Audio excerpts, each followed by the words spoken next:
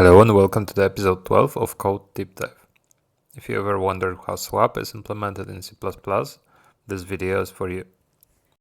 If you find presented content useful, don't forget to press the like button and subscribe. I will start from defining two integer variables. I'm going to swap values of these variables with swap function. Swap function can be included from algorithm header. Let's deep dive.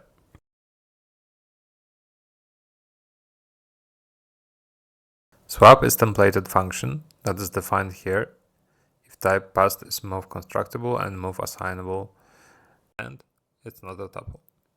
No implementation uses standard move function in order to make R value out of function parameter. The value of A is assigned to temporary value. Then moved value of B is assigned to A, and as a last thing, the MP value is assigned to B. As a result, A and B values are swapped. Let's create a custom class. This class has no meaningful content apart from required by swap, move constructor, and move assignment operator. This is sufficient to call swap on two objects of this new type. Let's deep dive.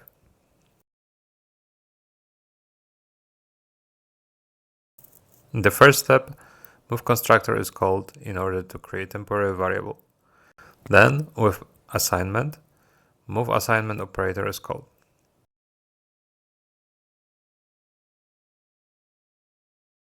As a last step, move assignment operator is called again on temporary and B object.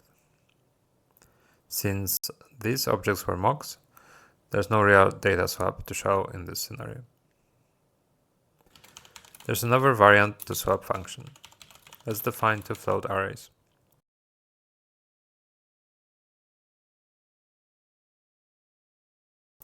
This type, swap that accepts array type, is called. This implementation iterates over all elements in the arrays and delegates to swap that we have seen before for each of the elements.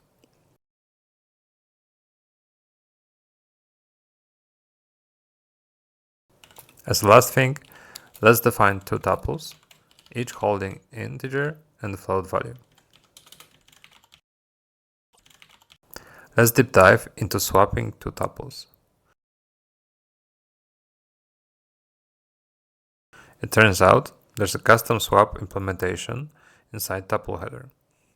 It delegates to tuple class swap implementation. Tuple contains internal tree-like structure. You can check my other video on tuple implementation details.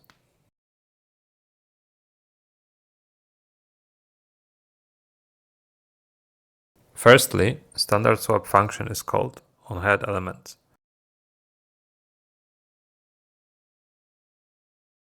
As a next step, internal swap is called on tail.